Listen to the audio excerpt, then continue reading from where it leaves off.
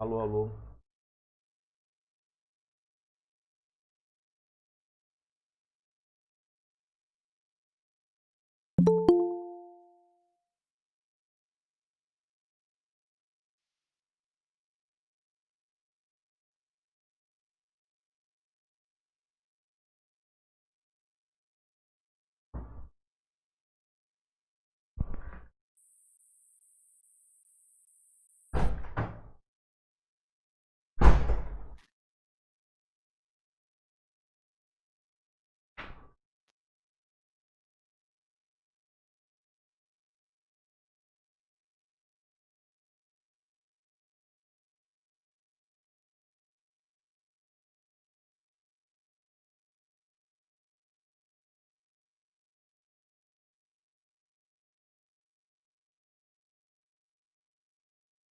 O pessoal que chegou aí, por favor, pega a lista de exercício que eu mandei como anexo na reunião, é, ou baixa o e-mail que eu mandei também.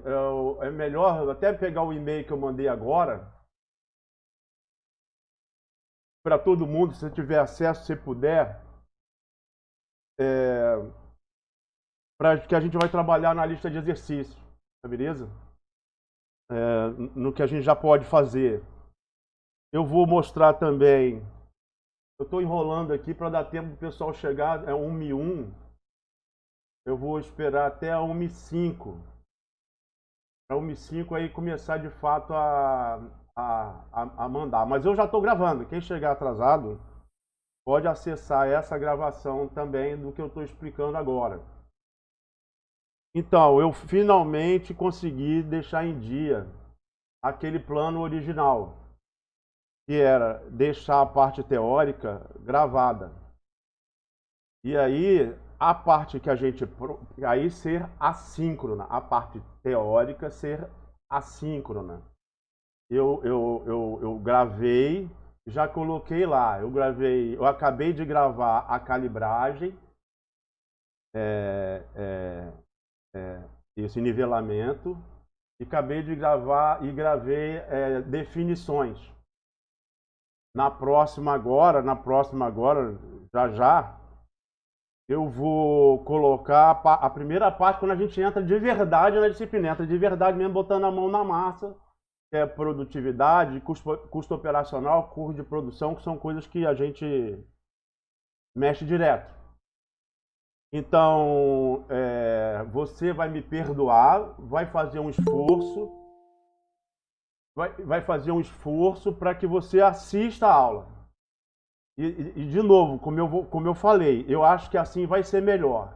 Não ia dar tempo de eu fazer como eu estava pretendendo, porque eu sempre, quando não dava tempo, por causa de discussão com a turma, esclarecimento de dúvida, ou então porque eu mesmo ficava abrindo parênteses, não dava para concluir a parte teórica na parte teórica mesmo, nas 2 horas de teórica, e aí eu ocupava um pouco a parte prática, ocupava um pouco a parte da prática para concluir a parte teórica. Eu agora não posso fazer isso. Além do mais, não sei se vocês já repararam, o período letivo diminuiu. Então eu estou super preocupado com isso. E aí o que eu podia fazer? Podia fazer duas coisas. Uma, sair matando a pau, sair reduzindo conteúdo. Reduzindo conteúdo, falar menos, desenvolver menos.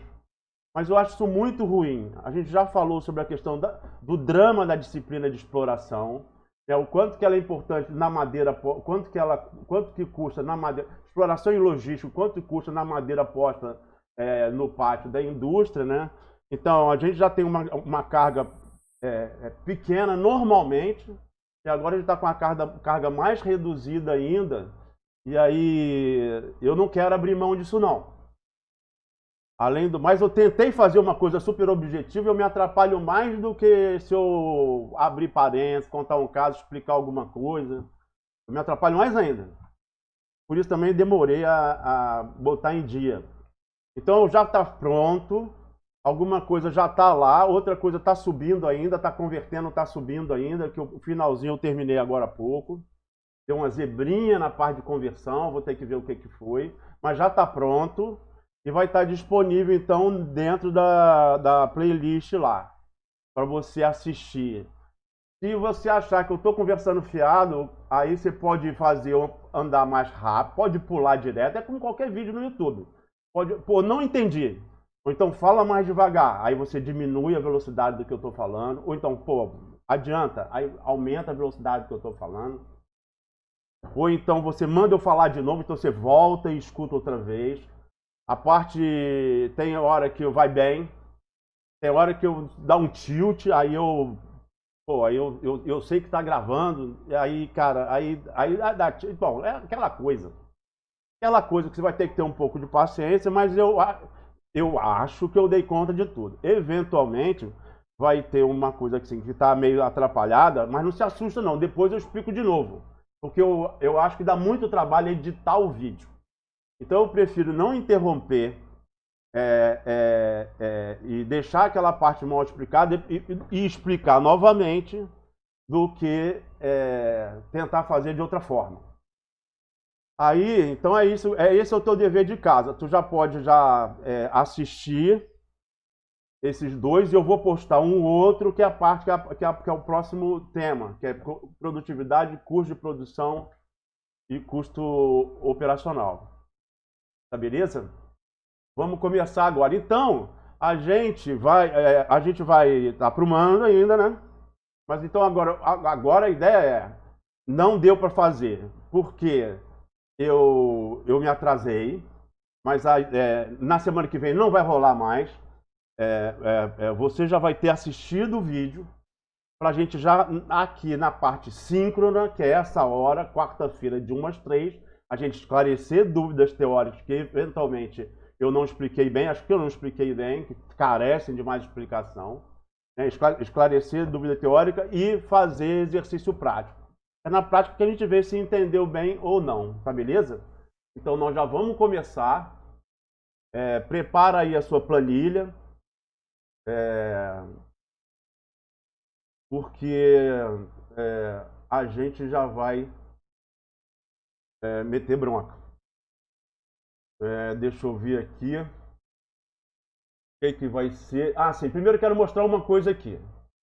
Eu passei de e-mail. Não tinha passado antes, mas eu passei por e-mail. Que é a prática...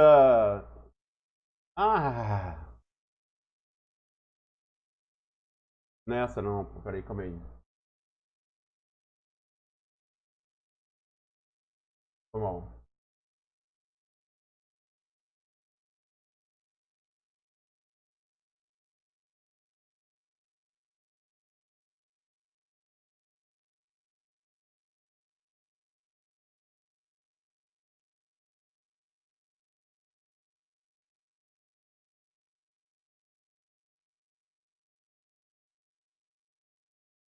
Isso aqui era só o aviso que tinha que botar lá.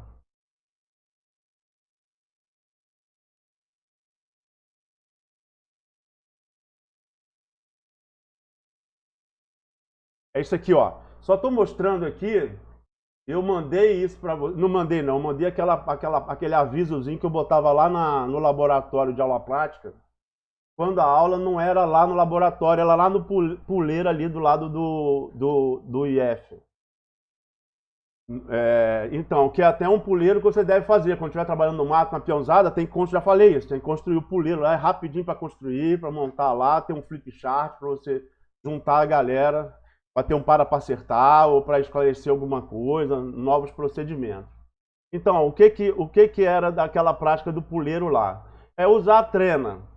Como eu já expliquei, usando a trena para obter um ângulo de 90 graus, de 60 ou de 30, no meio sem precisar de bússola ou qualquer coisa, é só a trena mesmo. Então pega alguém segura na origem, outro alguém segura no 3 metros, outro alguém segura no 7 metros, seria o 3 mais 4, no 7 metros, e outro alguém junta com a origem, que é para fazer então um triângulo retângulo,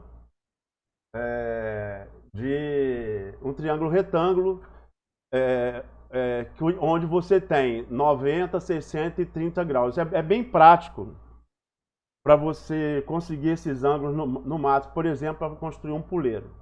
A outra coisa é usar a bússola de precisão de meio grau, né? Então, a partir de um ponto fixo, determinar o azimuth de um alvo, e a partir de um azimuth pré-estabelecido, né, fixar um ponto naquele azimuth. É só para pegar a bússola de precisão e ver como ela não é confortável. Ela não é igual uma Ushikata de tripé, que o visor é enorme, com luneta. Ela não é. Ela é uma bússola desconfortável, mas ela é desconfortável para transportar, ela é desconfortável para usar, ela é menos confortável para usar, mas ela é muito mais confortável para transportar. Então, ela você bota no bolso, pendurado no pescoço, tá valendo. Isso era só para conhecer a bússola, né? Aí no hipsômetro também, medir uma declividade em porcentagem, em graus, medir uma altura em porcentagem em graus, aí usando a trigonometria, que a gente já viu. Depois usar um nível de mangueira para medir o cateto oposto, através do nível de mangueira, para medir abaulamento de uma estrada. Aí depois no GPS, fixar o datum. Onde é que está o datum no GPS? Eu não cheguei a falar de datum, eu ia começar, não falei na semana passada, mas já está tudo falado, tanto de calibragem quanto de definições. Então já está tudo gravado lá, você pode, assim que acabar essa aula, dar um descanso, acabar esse momento síncrono, dar um descanso e pegar lá e ir assistindo com calma. Não precisa assistir tudo de uma vez só também, pode dar pausa, assistir depois, pular a parte, como você achar melhor. Eu achei que assim fica melhor. E de novo, o que não ficou bom, e deve ser ruim mesmo, ficar escutando uma pessoa gaguejando, a pessoa se atrapalhando, deve ser ruim. Aí, mas o que ficou ruim mesmo, não dá para encarar, aí puxa o assunto aqui comigo. A qualquer momento, qualquer assunto, que aí a gente explica de novo, explica com outras palavras, explica mais devagar. Então, no GPS lá, fixar um datum, que é a superfície de referência. Professor? Oi. Professor? Oi. Então, desculpa atrapalhar, mas eu não sei se está só para mim, acredito que não. Essa imagem que o senhor está projetando está bem embaçada. Está com a qualidade bem ruim, não dá para ler o que está escrito. Olha, aqui ela está bem, é da sua internet. Não é daqui da minha, não. Aqui ela tá bem nítida. De qualquer jeito. Mas o resto do pessoal tá assim, que falaram. Pro meu também tá, professor. Mas assim, com o Zoom melhorou um pouco. Aqui está completamente. É um problema de internet, então. Mas olha só, isso aqui eu não mandei. Eu fiquei de mandar e não mandei. Mas eu vou falar alto. Desculpe. Eu vou falar e vou botar o máximo possível. Assim tá dando para ver? Tá muito ruim ainda. Com o Zoom melhora. Não fica 100% não, mas melhora. O senhor pode botar também no cigarro que a gente abre. O problema Deixa eu ver. Eu posso te mandar por e-mail? Acho que é mais rápido, não é não? Não, mas olha só, eu vou te... Isso aqui não vai fazer falta, não. Isso aqui não vai fazer falta, não. Eu vou te mandar de qualquer jeito, porque a gente não vai trabalhar. Eu só estou te dizendo o que a gente faria se tivesse oportunidade de ter uma aula prática.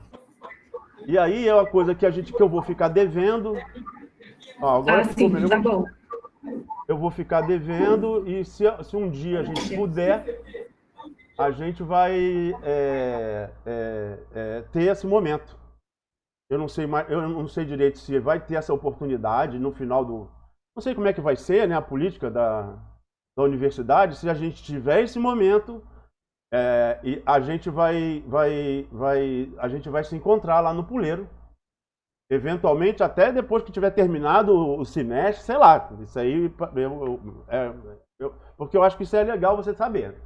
Legal que você vai, porque essas coisas, no mato, você está sempre precisando de uma coisa ou outra dessas daqui. Né? Então, tá dando para ler agora? Tá dando para ver? Deu uma melhorada, sim, mas não... Pronto. Tá, aqui tá. Beleza. Então, na trena, obter os ângulos de 90, de 60 e de 30 graus. Esses ângulos são obtidos ao mesmo tempo. Quando você usa um lado do triângulo de 3 metros, o outro lado do triângulo de 4 metros e a hipotenusa de 5 metros, 3, 4 e 5. Quando você faz isso, você tem lá o ângulo reto de 90 graus, o ângulo de 60 graus e o ângulo de 30. Isso é um macete para você poder obter um ângulo desse só com trena e rapidinho para alguma coisa que você precisa fazer que não precisa de precisão. Da mesma forma que seria inadequado você usar um clinômetro ou um hipsômetro para medir o abaulamento de uma estrada. É uma distância muito curta, uma distância de 2 metros. Então é mais adequado você usar um nível de bolha. Mas na bússola a gente pegaria uma bússola de precisão. Então, a partir de um ponto fixo, determinar o azimuth de um alvo. Então eu te dou uma bússola de precisão. É até legal porque normalmente eu divido em grupos. Então fica com um grupo lá de 3 ou 4 pessoas, 3, 4 afins lá, né? Aí cada um olha. Aí ninguém comete aquele erro de procedimento mesmo. É o primeiro erro, o cara medir. Eu vou dizer, cada um vai medir com a bússola de precisão o mesmo azimuth e vai dar diferente. Aí um pega, olha, aí o outro pega, aí olha, deu diferente mesmo, mas não é essa diferença que eu estou falando. Essa diferença é claro que mudou, porque se você mudou a bússola de posição de uma pessoa para outra, a pessoa não se colocou exatamente no lugar onde a outra estava, não botou a bússola no mesmo lugar onde a outra estava, e aí tem gente que usa até uma baliza para fincar, para botar a bússola em cima, com um alvo lá que não está se mexendo, para poder ver como é desconfortável. Pode ser sem baliza, eu não mas se postando confortavelmente para poder olhar a bússola e ver como é que é olhar uma bússola de precisão para determinar um azimuth. Tá certo? Só para conhecer o equipamento, para quem não conhece. Tem gente que já conhece, aí não tem problema. Então, determinar o azimuth de um alvo fixo, uma bússola. A outra eu estabeleço um azimuth e aí você achar o azimuth. Aí macete de olhar a bússola por cima primeiro, antes de olhar lá por dentro, para não ficar rodando igual barata tonta, essas coisas de bobagem mesmo. Só pra gente, igual treino também, tem gente que se atrapalha com treino. Essas coisas de bobagem mesmo, só para pegar o equipamento. A gente teria que fazer e a gente vai fazer, se a gente combinar de fazer, mesmo que seja no final do semestre. Mesmo que o semestre já tenha acabado, ou se mudar a política da universidade, a universidade permitir aula prática junto, a gente vai fazer. Aí depois com o hipsômetro. Aí o hipsômetro, isso aí medir uma declividade em porcentagem em grau. Medir uma altura em porcentagem em grau. Aí depois, usando então a porcentagem da distância ou em grau, para usar a tangente, né? Para usar o soca-toa lá. Aí o nível de mangueira, para medir o cateto oposto, que é para medir o abaulamento, né? Abaulamento da estrada, né? A declividade que a gente vai usar na conta, a gente vai definir. Aí no GPS, fixar um datum. A gente vai ver que dentro do GPS tem um monte de datum, que é a superfície de referência. Eu ainda não falei sobre isso, está lá na calibragem. Fixar uma projeção, a gente só usa a projeção UTM, então o datum é oficial brasileiro. Então, o datum é CIRGA 2000. Ah, mas olha só, talvez eu tenha um GPS... sempre a gente quer ter um mais moderno, mas a gente pega um GPS que não tem o datum CIRGA 2000, é possível. Aí, o grande lance do GPS antigo, que tem, com certeza tem, WGS 84, World Geographic System 84, WGS 84. E o WGS 84, a diferença do WGS 84 para o CIRGA 2000 é 0. de acordo com o site do IBGE, o Instituto Brasileiro de Geografia e Estatística, e junto com a DSG, que é a Diretoria de Serviço Geográfico do Exército, são os pontos de lança da CONCAR, Comissão Nacional de Cartografia, que é ligada diretamente à Casa Civil da Presidência da República, em função da importância do assunto, né? E fixa qual é o datum. O datum é esse mesmo, circa 2000 e pronto. Ah, mas não tem circa 2000. Meu sistema é antigo. Ah, beleza, então usa WGS 84, que não tem diferença. Aí fixar a projeção. Isso aí você tem que olhar lá o que está gravado lá. Mas isso aqui não está gravado lá. A importância do datum tá, mas pegar um GPS e olhar onde é que é o datum, como pegar um GPS e ver qual é a declinação magnética, isso aí só pegando no GPS mesmo. Então vou ficar devendo essa. E a projeção é a sua escolha, mas o que a gente usa é o TM, porque é coordenada métrica, é assim que a gente trabalha no mato. Depois, no GPS, determinar a posição atual, e fixando um ponto para você poder usar ele depois, né? Pegar o GPS e fixar um ponto. Criar um ponto no GPS, um ponto que alguém te deu, ou que você leu em algum lugar, pegou no mapa, numa carta. Aí criar um ponto no GPS, a partir de uma coordenada dada. Determinar a distância e azimuth para chegar ao ponto criado, utilizando a função GoTo ou Find. Então, isso aí também é só rapidinho ali no GPS também. Não tem como a gente fazer isso, mas já está escrito aqui, que eu vou te mandar por e-mail. E você vai ter que, se a gente por acaso não se encontrar, você procurar de alguma outra forma suprir isso. Porque essas coisas todas você vai precisar no mato, sempre. Verificar a declinação magnética de um determinado local. Declinação magnética é aquela diferença entre o que a bússola está apontando e o norte verdadeiro. E a coordenada verdadeira. O norte verdadeiro, não. Só que quando a bússola está apontando para o norte. A declinação magnética é a diferença entre o que a bússola está apontando e o azimuth verdadeiro, da Terra, da direção.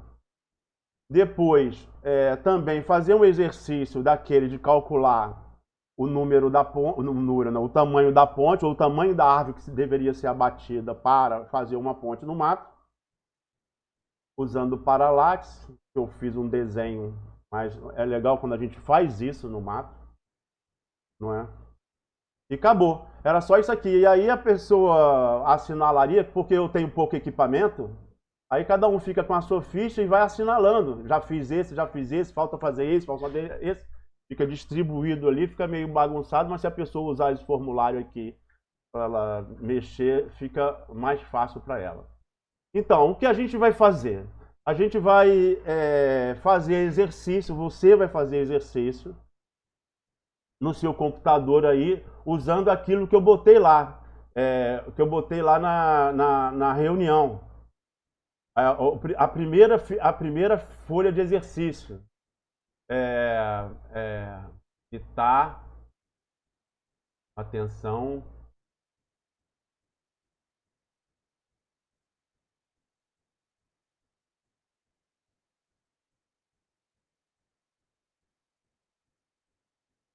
e eu mandei. Professor, é a de calibragem? É o de calibragem. Tá bem. É esse aí, que eu mandei por e-mail. Nós vamos fazer agora, mas antes de entrar nesse exercício aqui da calibragem, que é esse que está aqui, que está pequeno, não a ideia é você pegar o que eu mandei, eu quero passar um outro exercício para a gente fazer agora, que é tipo um desafio. É esse aqui, ó.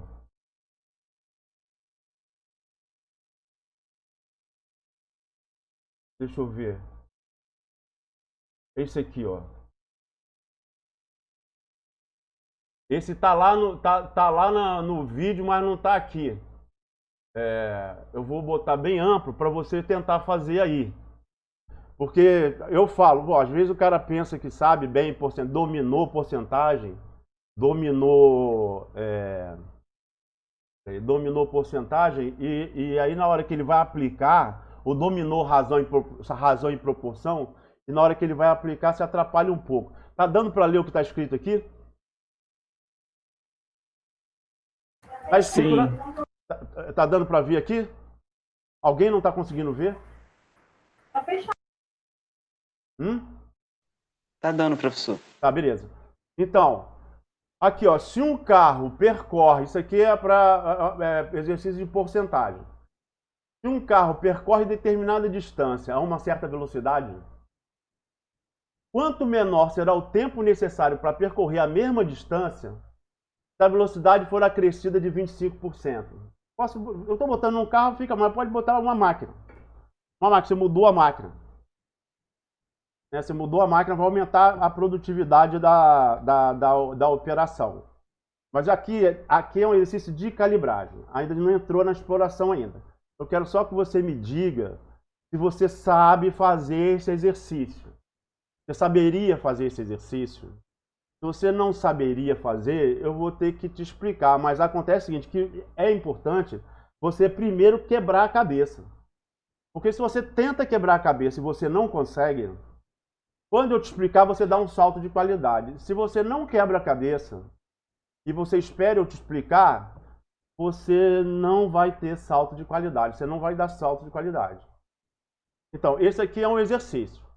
Eu quero e eu vou esperar você fazer esse exercício. Não vou te dar agora, não. Depois, se você desistir, nós temos 2 horas pela frente. Eu vou esclarecer para você que está me ouvindo aí, que seja lá quem for. Um outro exercício é esse aqui, ó. Se o somatório de todas as perdas nas atividades de exploração, então, se o somatório de todas as perdas nas atividades de exploração, por exemplo, eu tenho árvore oca, eu perco área em APP, eu tenho árvore oca, eu derrubo a equação de volume, me dá o volume da árvore inteira, mas eu deixo uma parte da árvore lá embaixo, na base do toco, né? No toco, eu deixo uma parte no toco. Eu deixo uma parte, de repente, eu não aproveito tudo, o motosserrista não aproveita tudo da ponta do fuste, deixo uma parte da ponta do fuste lá na árvore também. Eu tenho que fazer a para de pátio. Quando eu arrasto a árvore, chego lá, aí de repente tem um oco, aí eu tenho que cortar aquele oco fora, então eu tenho perdas. Mas eu tenho uma demanda na indústria. Então, se o somatório de todas as perdas nas atividades de exploração, o volume obtido tiver sido 18% inferior ao pretendido, ou seja, eu explorei um tanto e perdi 18%, e eu queria aquele tanto. Quanto então que eu tenho que explorar para obter aquele tanto, com essa perda de 18%? Então, isso é só uma questão de montar a conta certa. Montar a conta certa, que é muito comum, por isso eu faço calibragem, que é muito comum a pessoa montar errada e obter um resultado errado. A outra é aqui, ó. Para o dimensionamento do número de equipes de abate numa fazenda em Marabá, Pará, um engenheiro florestal acompanhou uma equipe que produziu, aqui é a nossa amostragem, produziu, isso aqui é razão e proporção. Produziu 335,7 metros cúbicos após trabalhar 6 horas por 3 dias. Considerando uma média de 3 árvores por hectare, 3,5 metros cúbicos por árvore, uma UPA, unidade de produção anual, de 5.000 hectares, com uma perda diária de 30% em APP, área de preservação permanente, você não pode tirar nada. Um expediente de 8 horas por dia, não é de 6, 8 horas por dia e 80 dias de trabalho, 80 dias úteis de trabalho, dimensione o número de equipes necessárias para a completa exploração da área. Isso aqui também é razão e proporção. Tá certo? A aplicação do conhecimento de razão e proporção. Às vezes a gente pensa que sabe, mas depois quando a gente tem um problema prático de aplicação, aí a gente vê que a gente se atrapalha, né? Para poder fazer o exercício. Eu vou esperar vocês quebrarem a cabeça e aí vou dar a cola no final. Agora não. E aqui, isso aqui é para você assinalar direto. Isso aqui é para você não assinalar direto, para você perceber que você entendeu trigonometria, e também Pitágoras aqui, que também está Pitágoras aqui, você perceber que você compreendeu, você dizia aqui para cada uma dessas coisas aqui, o que é que você precisaria, o que é que você obteria, mediria, obteria, utilizando quais equipamentos que você utilizaria para poder resolver a questão. Altura de uma árvore, abalamento de uma estrada,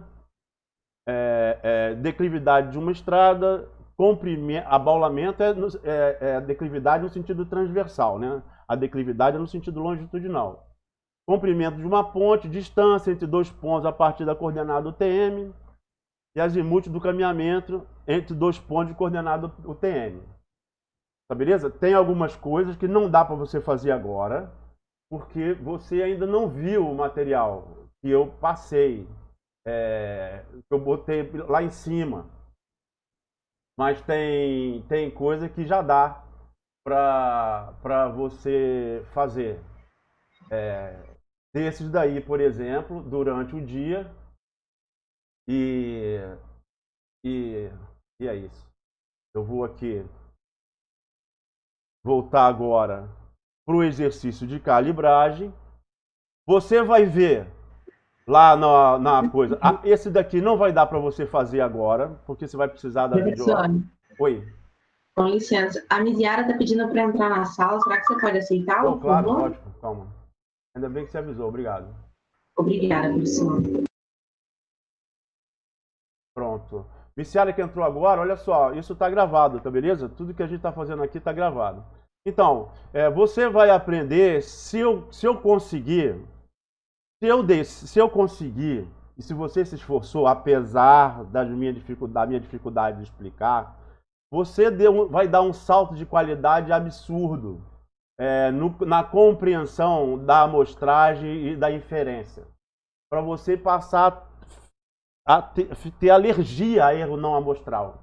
Porque você vai compreender exatamente de onde é que vem aquele T e você vai saber o quanto que ele te dá de poder a partir de uma amostra poder inferir numa população. Só não vai dar poder... E quem conhece passa a ter um maior respeito pelo método, porque não tem como dar errado. É só não cometer erro não amostral. Então, se tudo der certo, após essa calibragem, isso aqui é uma das partes fundamentais. Combinação, tá lá a combinação. Combinação de 100, 3 a 3, um inventário, vários inventários. Tudo aquilo é base para normal reduzida e base no Z e base para T, que também é normal reduzida. A distribuição T também é normal reduzida. Só que cada linha aqui é uma normal diferente, reduzida diferente, porque depende do número de grau de liberdade da amostra. Então, o que aqui tem uma tabela inteira, aqui você só tem números só tem alguns números, né, que são só para a ponta da curva normal reduzida, da distribuição T. E aí, você vai... Isso aqui, então, essas duas tabelas você vai usar para fazer exercício, mas você não precisa dela. A primeira coisa que você vai demonstrar que você aprendeu mesmo, que você aprendeu, vai ser usar a função na planilha. Cair com todas as decimais que tem direito. Inclusive, faz parte do exercício você fazer. Eu quero que você faça essa tabela aqui na planilha. E quero que você faça, quero que você faça essa tabela também na planilha. Para que você absorva essas coisas. E aqui, nessa daqui, que eu vou ampliar para poder facilitar quem está vendo, você... Não, você já tem isso aí na mão. Você tem na mão, não precisa ampliar, não. Você vê aí em você. Daquilo que eu já expliquei, aqueles 3 exercícios lá e esses daqui, dos que eu já expliquei, que você pôde ouvir, né, que foi o começo da calibragem, o que você vai ver se você consegue resolver, e aí eu vou te explicar. Fazer eu não pretendo fazer nenhum, mas eu pretendo te explicar. Se você está tendo dificuldade de entender como resolver, eu posso te dar a cola do procedimento.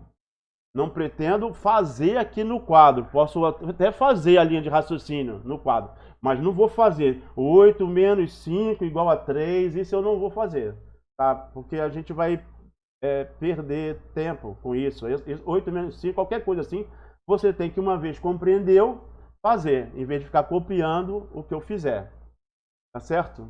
Então, é a nossa primeira aula, reunião síncrona de exercício prático. Ela já vem com a falha, porque eu acabei de colocar a explicação para fazer vários desses exercícios no YouTube, então você nem teve tempo de ver. Alguns já deu, então vai ser meio atrapalhado mesmo. Mas eu quero que você agora pode querer fazer, mas pode não querer fazer, para saber, porque pode estar mais interessado em saber, não, isso aqui eu sei fazer, isso aqui eu sei fazer, isso aqui era para eu saber, mas eu não sei. Aí ficar tentando fazer. Eu espero que todo mundo esteja com uma calculadora, com uma planilha eletrônica. E quem não está com planilha eletrônica vai ter que usar papel mesmo e calculadora, ou a calculadora do celular, sei lá, né? Mas por isso, o mais importante é você ver se você sabe. Isso aqui eu saberia fazer, isso aqui também eu saberia fazer, isso aqui eu saberia fazer. Saber fazer todos esses. Mais importante, esclarecer dúvida do que fazer. Por outro lado, se você quer fazer, você pode já ir fazendo na planilha. Se você pode fazer, se você está aí com o computador e está com a planilha já pronta, tá beleza?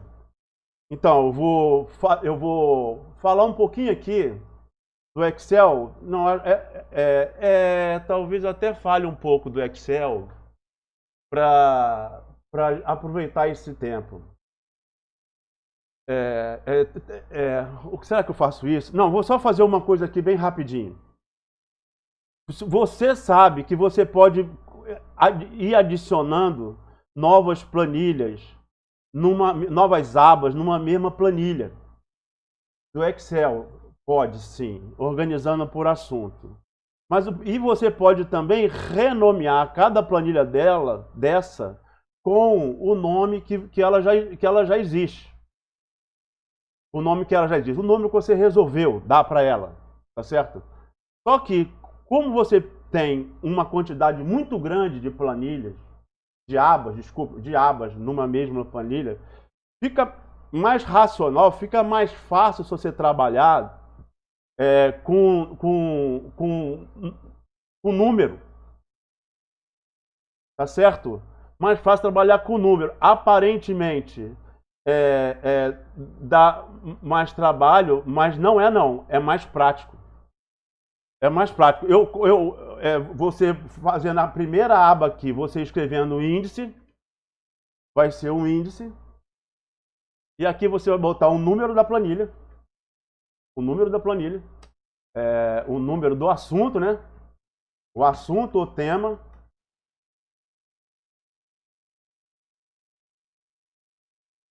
O assunto, o tema. E aqui o número, porque aqui vai desse jeito mesmo, porque esse número aqui é esse número aqui, ó. E aqui pode ser outra coisa, pode ser um outro número. Pode não tirar isso agora, pode estar muito cedo para conversar sobre isso, que a gente pode se desdobrar aqui. Pode se desdobrar aqui e aí isso daqui é relacionado a essa coluna aqui. Tá, isso aqui podemos botar outra coisa aqui, qualquer coisa aqui. Então aqui vai ser exercício tal. Exercício tal. Aqui vai ser o nome do exercício, da calibragem. Aqui pode ser calibragem. exercício 1, exercício 1, aí a descrição do exercício, aí na planilha 1. E aqui na planilha 1, você resolver o exercício de forma organizada e de forma confortável.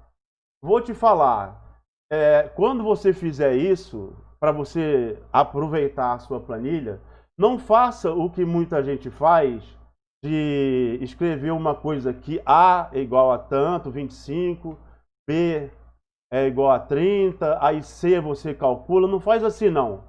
Botando uma tabela aqui, outra tabela aqui, outra tabela aqui. Isso é muito perigoso, porque você tem muita linha aqui em cima, muita linha. O campo de visão que você tem de uma planilha é muito restrito. Você tem muita coluna para lá e tem muita linha para baixo. Então você deve ter só uma tabela em cada planilha. A quantidade de planilhas que você pode, de abas que você pode ter é muito grande. Então não pegue, evite esse hábito de botar várias tabelas numa planilha, porque a sua visão é limitada. E aí você pode, sem querer, eliminar uma linha, eliminar uma coluna e tá tirando coisa de uma outra tabela que está dentro daquela aba. O certo, então, numa determinada planilha, na primeira linha você botar os títulos das colunas. Na primeira linha você botar os títulos das colunas. E aqui você botar então o que vai ser em cada coluna. Sempre assim, aproveitando assim essa primeira linha e essa primeira coluna. Por exemplo, quando a gente chega no próximo assunto que a gente vai falar sobre custo de produção, custo operacional e produtividade, a gente vai calcular custo operacional de máquina, para depois você aprender a calcular também o seu custo operacional, o seu custo horário. Você vai... a gente tem que fazer um monte de contas. E aí, o que acontece? A pessoa chega lá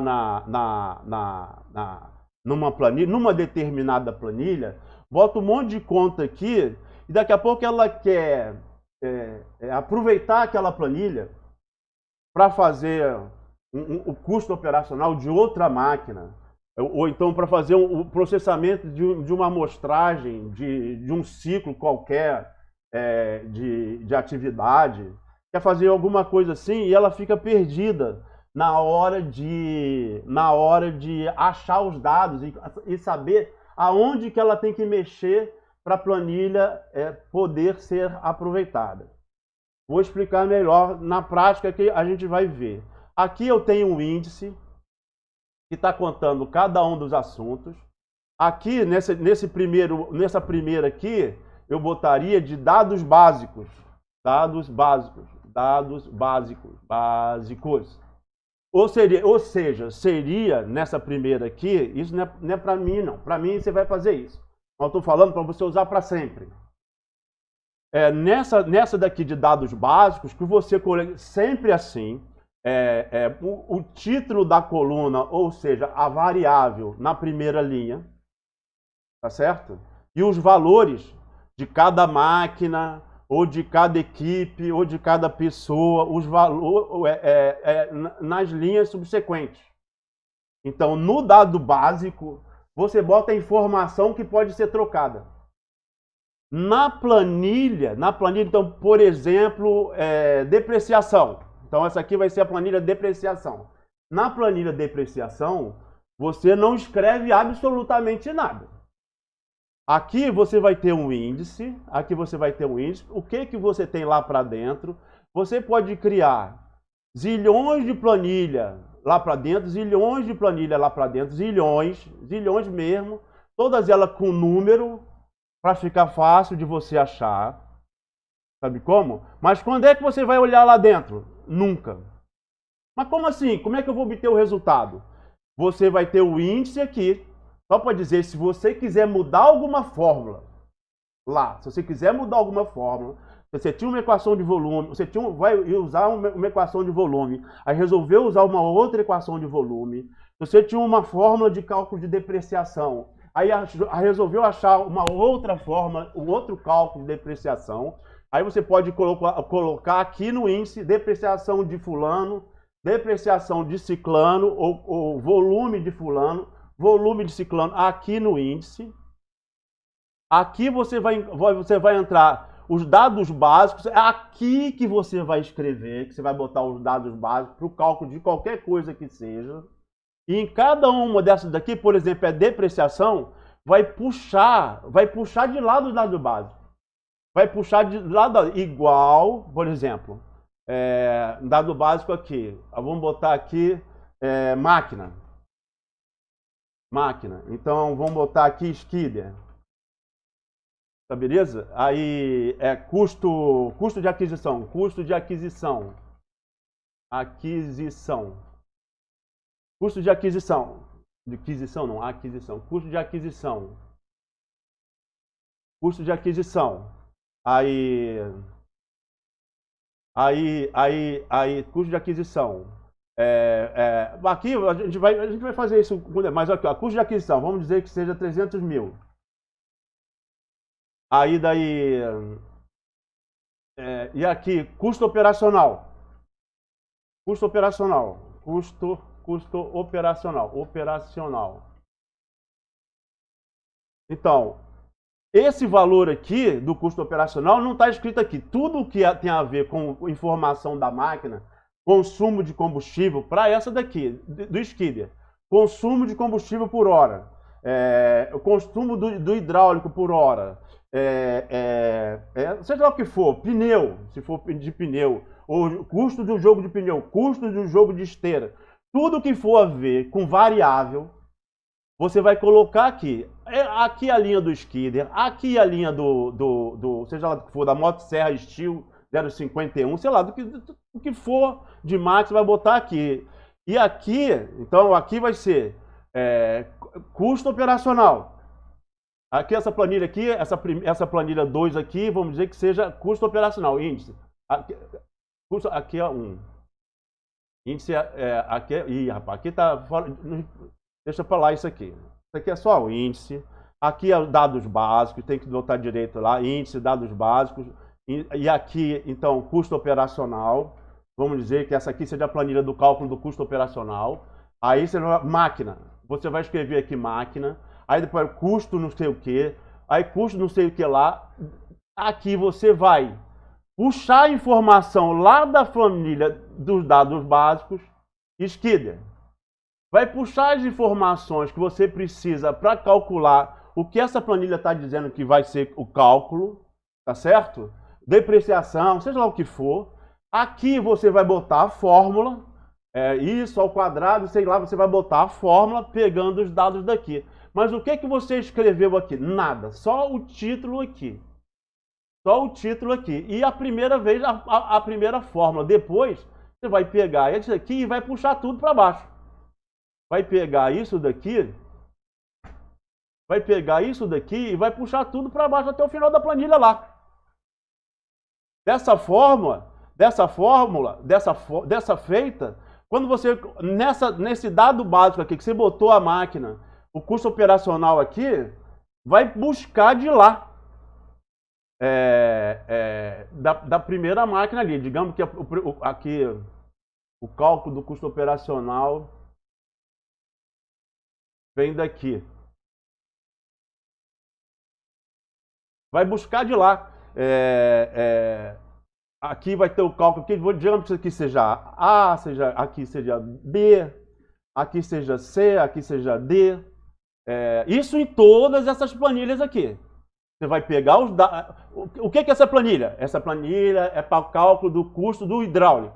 Tá? Cálculo do custo do hidráulico. Aí vai ter o nome da máquina, o primeiro. Aí quanto é que é isso? Consumo por hora, não sei das quantas. Aí tudo que tiver aqui, nome da máquina, consumo horário, que é coisa específica da máquina, está no dado básico aqui. Aqui você coloca a informação. Aí a planilha daqui vai fazer, aqui você vai botar a fórmula, depois você vai puxar tudo isso para baixo, para ele já puxar de lá. vai calcular o resultado aqui, e aí quando você chegar aqui, informar outra máquina, escrever uma outra máquina aqui, x, y, z, aqui o z aqui já vai estar também preenchido, vai vir preenchido automaticamente. Deu para entender o que eu quis falar? Então, eu tenho a única que tem um nome é a índice. A próxima que eu tenho é dados básicos, que eu boto informação de cada, e depois a resposta de cada coisa está aqui também. A resposta de cada coisa está aqui, mas eu não faço conta nenhuma. Eu só boto informação básica aqui. A resposta de cada coisa, para depois, custo fixo, custo variável, custo de administração, essas coisas estão sendo calculados e buscados das planilhas internas, mas nas planilhas internas você não escreve nada. Ela só busca a informação lá do dado básico. Na planilha interna você tem a coluna lá que faz a conta, depois você só pega essa linha e puxa até o final, para automaticamente ela já calcular de cada máquina, conforme você for preenchendo, e já vai colocando aqui. Para que você vai fazer isso? Para você, primeiro, jamais pensar em botar 2, 3 tabelas dentro de uma planilha. Você não está usando uma planilha. Não está usando a planilha do jeito que ela tem que ser utilizada. E é muito bom quando você faz isso agora para fazer o dever de casa. Mas e se você precisar de calcular um custo operacional de uma máquina, precisar dimensionar uma equipe, fazer uma amostragem, fazer uma razão e proporção múltipla, como eu botei um exercício para você fazer. Onde é que está isso? Onde é que está isso? E se você não tiver essas planilhas de forma organizadas, né, você vai se atrapalhar para achar. E mais, se você, por exemplo, é daquela pessoa que processa dados de inventário em planilha eletrônica, você pode ficar doido. Por quê? Na planilha dado básico, por exemplo, uma planilha para cálculo de inventário florestal. Na planilha dado básico, no índice ali, cada coisa que está lá dentro, que você nem visita. Na planilha dado básico, está lá o dado básico. Aí depois tem o resultado. Porque se você mudar a área da unidade de amostra, se você mudar qualquer coisa, tudo que é conta tem que estar lá dentro, fazer automaticamente, contar registro, seja lá o que for. E aqui está o resultado e o dado básico. Então você preenche o dado básico, você sabe preenchendo o dado, mudando o dado básico. É só ali naquela planilha onde está dado básico que você pode mexer, o resto é automático. Se você não fizer isso, se você quiser correr o risco de aproveitar uma planilha para processar o dado de alguma coisa, você corre o maior risco de errar. Porque alguma coisa você não mudou. Distância entre pontos, seja lá o que for. Sei lá, forma, largura, comprimento, seja lá o que for. Número de pessoas, seja lá o que for. Modelo da máquina, seja lá o que for, tem que estar tudo numa planilha só. Chamado dado básico. E aí lá dentro... Professor, Oi. Então, a gente vai fazer uma planilha, né, um arquivo desse de Excel para cada lista e te encaminhar por e-mail, é isso? Você pode fazer isso para ganhar ponto comigo, mas independente disso, você tem que fazer isso, eu estou te dando um toque para você fazer isso para sempre. Tem gente que você pede para fazer o inventário, talvez você já tenha observado isso. Talvez você já tenha trabalhado em algum inventário como estagiário. Aí alguém te contratou para fazer um inventário aqui no Centro-Sul, aqui, no fragmento florestal aqui, e pede para você mandar o dado digitado. Eu estou cansado de ver o aluno, quando dá o dado digitado, ele copia a planilha do jeito que ela está no campo. Copia a ficha de campo do jeito que ela está, do jeito que a ficha de campo está ali, ele bota aqui na planilha, dizendo que está apresentando em formato digital. Está errado. Você não pode botar aqui,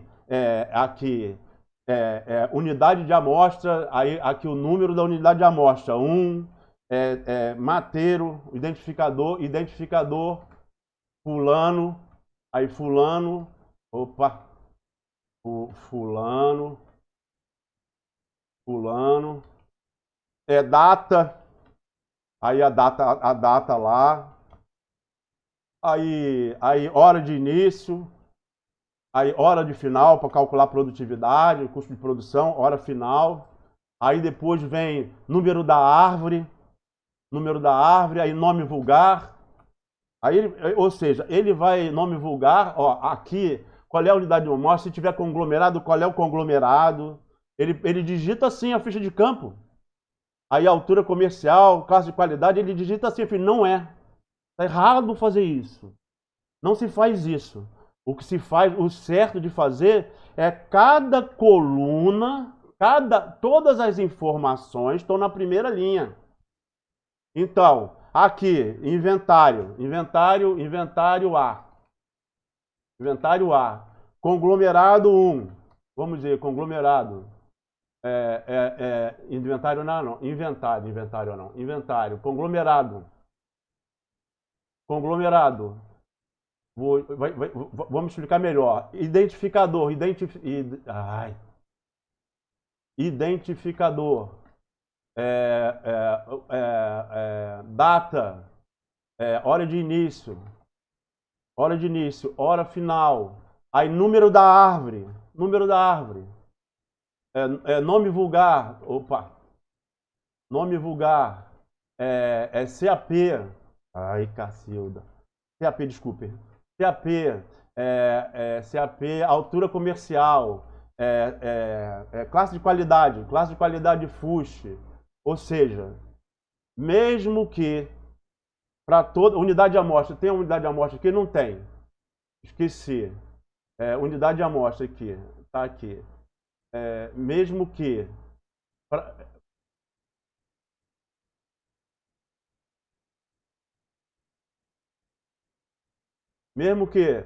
unidade de amostra aqui, mesmo que para todas essas árvores aqui, vamos dizer que nessa unidade de amostra aqui você mediu 38 árvores.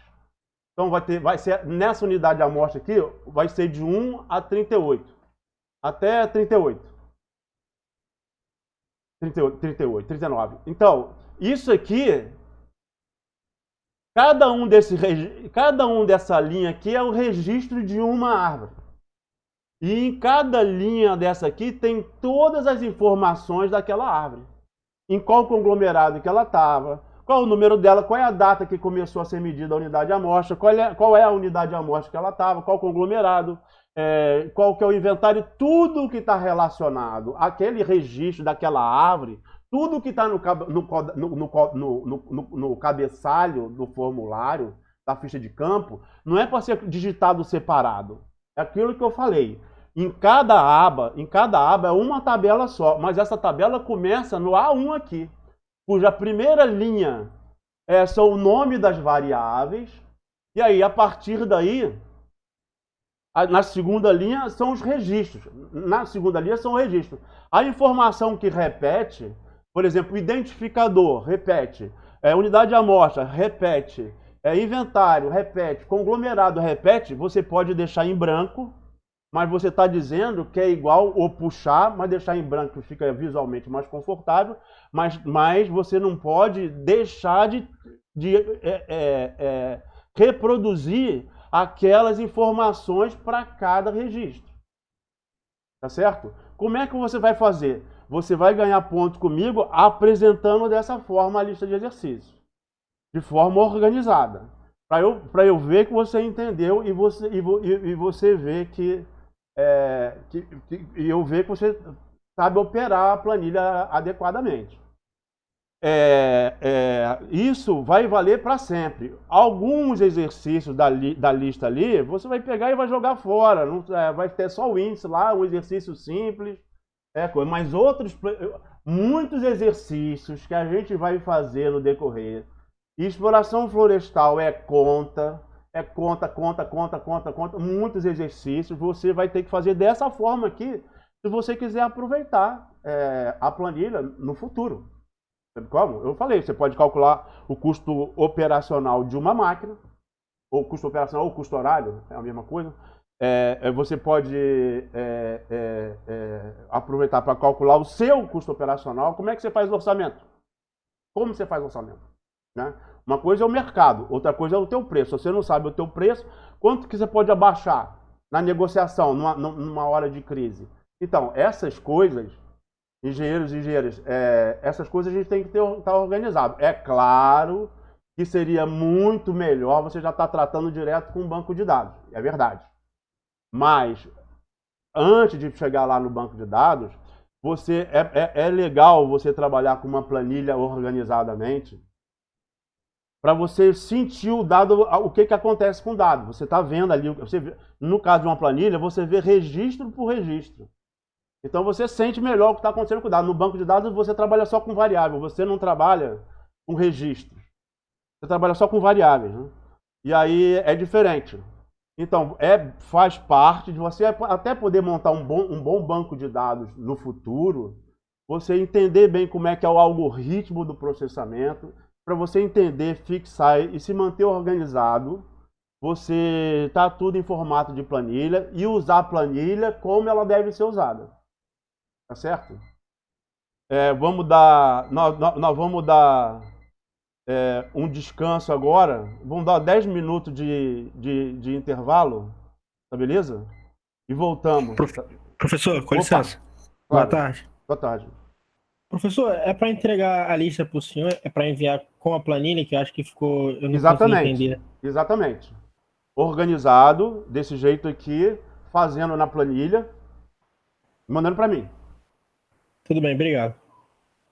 Beleza. Aí daí... E é isso. Vamos dar 10 minutos e voltamos. Continuando falando sobre planilha, porque a gente vai usar planilha durante a disciplina inteira. Falou? Daqui a pouco a gente vai entrar na parte da conta e não tem mais o que fazer, é só fazer conta. Tá beleza? Vamos lá.